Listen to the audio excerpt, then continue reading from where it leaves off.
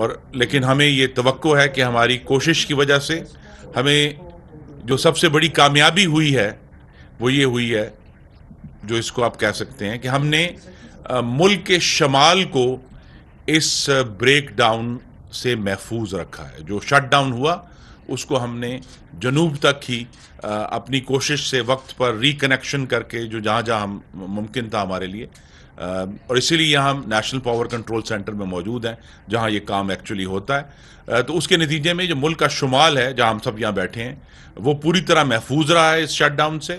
اور انشاءاللہ جو ہماری اس وقت پوری سعی ہے اور کوشش ہے کہ ہم شام مغرب سے عشاء کے درمیان کسی وقت مکمل طور پر سسٹم کو ریسٹور کر دیں گے.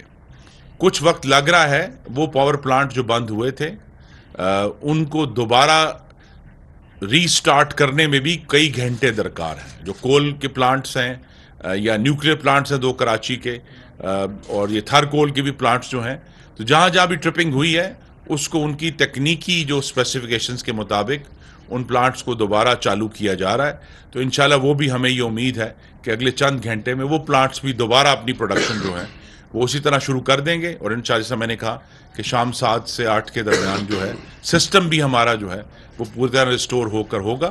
تو ایک ہمیں چیلنج ضرور آیا تھا، لیکن اللہ تعالیٰ کے کرم سے ہم نے اس میں بڑی کامیابی سے اس سے نمٹ لیا ہے.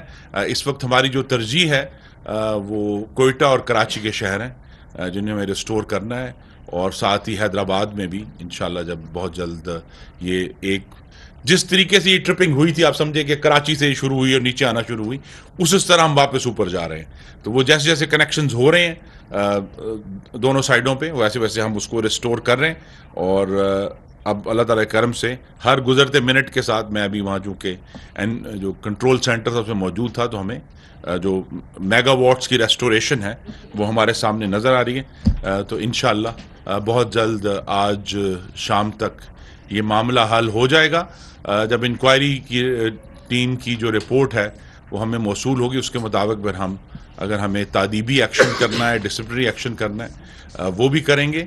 لیکن جس طرح یہ دوسری دفعہ ہے، اور میں وزارت توانائی کے تمام جو افسران ہیں، سیکرٹری صاحب یہاں موجود ہیں، NTDC، کہ جس طرح ہم نے انتہائی تیزی اور تندہی سے سیلاب کا جو چیلنج تھا اس سے ہم نمٹے، اور ہم نے ریکارڈ قلیل مدت میں ملک میں بجلی کا نظام ریسٹور کر دیا.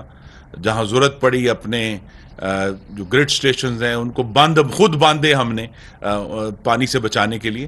تو اسی طرح آج بھی جو ایک چیلنج آیا تھا، ابھی اس کی اصل وجہ ہمیں معلوم ہونی ہے کہ یہ حادثہ تھا یا واقعی اس میں کوئی اور ایشو تھا. تو جب وہ معلوم ہو جائے گا تو اس کو بھی ہم درست کر دیں گے.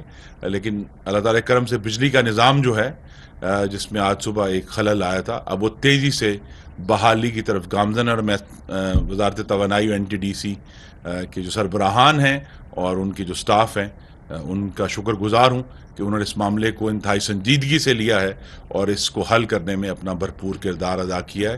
اور انشاءاللہ پاکستان کے جو صارفین ہیں ان کو آج رات تک بجلی جو ہے وہ نارمل سی ریسٹور ہو جائے گی. Thank you very much. Sir یہ بتائیں، یہ ہر دفعہ یہ معاملہ ہوتا ہے کہ جب بھی کوئی ٹیکنیکل فالٹ آتا ہے تو اس کے بعد اس کو بڑی کامیابی قرار دے کر اس پر قابو پانے کی جو باتیں بتا دی جاتی ہیں. جو پاور سیکٹر کے تمام ذیلی ادارے ہیں وہ ڈھاک بیس پہ چلائے جا رہے ہیں، کوئی اس میں پرماننٹ نہیں ہے. آپ کی گورنمنٹ تو 4-5 مہینے ہوئے، پہلے بھی اسی طرح ہوتا رہا ہے. تو یہ کب تک یہ سلسلہ جاری رہے گا؟ اور جو انکوائری کمیٹی آپ نے بنائی ہے وہ کس کی سربراہی میں بنائی ہے، اور اس کے ساتھ کون سے لوگ ہیں جو اس کی انکوائری کریں گے؟ وہ معاملہ پھر وہی ٹھپ کر جی، یہ تو ہمیں سب کے نماز استسقاء ادا کرنی چاہیے کہ اللہ تعالیٰ اس ملک کو سیاسی استحکام عطا کرے، جس کے نتیجے میں پھر حکومتیں جو ہیں وہ تسلی سے بجائے یہ کہ وہ لانگ مارچوں کی پیش بندی کریں، وہ جو اداروں کی جو ریفارم ہے اور اصلاح ہے اس پر توجہ دے سکیں. تو انشاءاللہ یہ بھی ہوگا. انکوائری ٹیم کا بتا دیں. یہ inquiry team GM technical NTDC کر رہے ہیں، اور ان کے ساتھ ٹیکنیکل سروسز گروپ کے چیف ہیں اور NPCC کے چیف ہیں، اور اس کے علاوہ فیلڈ سے ہمارے جنرل مینیجر ایسٹ مینجمنٹ ہیں. اور یہ وہ لوگ ہیں کہ جن کا کوئی بھی کنفلکٹ آف انٹرسٹ نہیں ہے، بالکل نیوٹرل لوگ ہیں اور ایکسپرٹ. HR جی ہمیں کاؤنسلنگ جو بھی ہے جی، اور 4 days میں وہ اپنی جی وہ اس کا نوٹیفیکیشن ہو گیا، وہ ہم آپ کو بھجوا دیں ابھی کر کے آئے ہیں اس کا نوٹیفیکیشن. ٹیکنیکل فالٹ ہے بیسیکلی گدو میں یہ فالٹ ہے، گدو پلانٹ میں یا ٹرانسمیشن؟ میں دوبارہ دہرا دوں جی. یہ کراچی کے جنوب میں 2 لائنیں ہیں، ایک جو NK1 کے نام سے لائن ہے جو ہمارے K2 K3 کے نیوکلیر پلانٹس کو ایویکویشن کرتی ہے، اور دوسری جو ہے اسی کے ساتھ K2 K3 کی دوسری لائن ہے جامشورو. وہ دونوں جو ہیں ان میں بیک وقت فالٹ آئے، اسی لیے میں نے بہت احتیاط سے یہ نہیں کہا کہ یہ حادثہ ہے یا کوئی ہوا کا جکڑ چلا ہے. انکوائری ہوگی تو پھر پتہ چلے گا کہ یہ دونوں لائنوں میں اکٹھا فالٹ آنا ایک اچنبے کی بات ہے جس کی ہمیں انکوائری ضروری ہے. پہلے بھی یہ فرسٹ ٹائم نہیں ہوا، پورے ملک میں بھی ایسے ہوتا ہے. ابھی یہ ہوا کہ ایک حصہ بچ گیا ساؤتھ.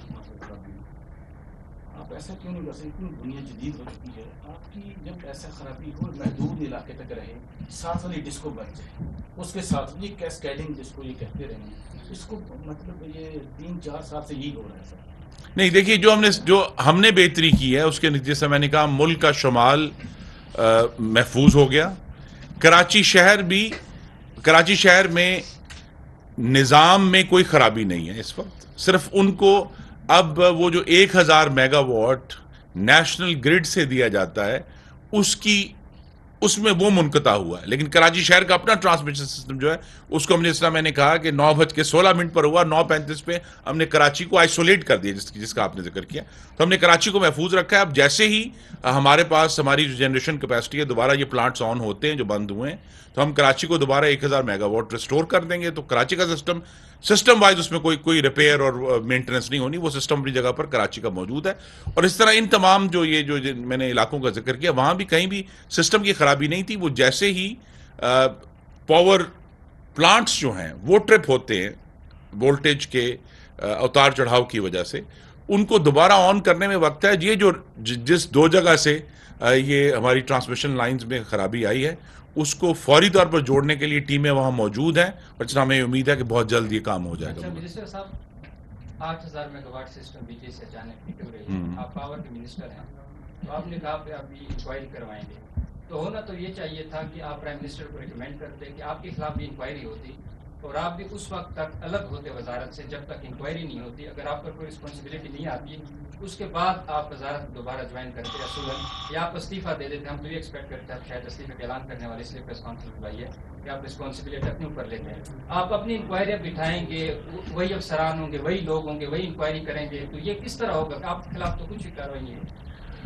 دیکھیے جی، میری کارروائی کے لیے ملک میں بڑی مشکل سے جمہوریت کا جو دھاگا ہے وہ ہم نے پکڑ کے رکھا ہوا ہے. پارلیمان موجود ہے، آپ اپنے منتخب نمائندوں سے رجوع کریں. پارلیمان کی باقاعدہ کمیٹیاں موجود ہیں جو یہ کام کرتی ہیں.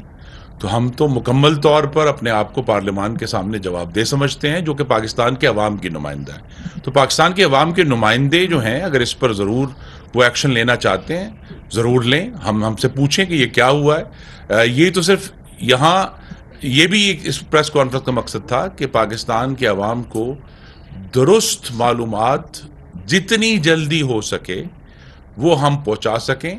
جب یہ حادثہ ہوا اس وقت تو یہ بھی نہیں معلوم تھا کہ یہ کدھر پرابلم ہوئی ہے، یہ کون سا سیکشن ہے جہاں جو ڈرپ ہوا ہے جس کی وجہ سے پرابلم ہوئی ہے.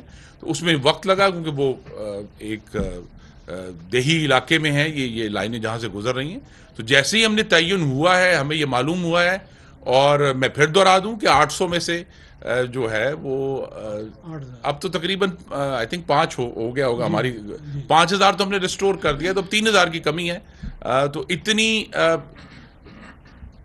تیز ترین ریکوری جو ہے وہ بھی آئی تھنک کم ہی ہم نے دیکھی ہے. ہمارے پاس تو شٹ ڈاؤنز ہوئے ہیں بڑے بڑے طویل، پورے ملک میں شٹ ڈاؤنز ہوئے ہیں. تو اگر آدھا ملک بچ گیا ہے، میرا تو خیال تھا آپ مجھے ہار بھیجیں گے. آپ کہتے ہیں میں ریزائن کرتا ہوں.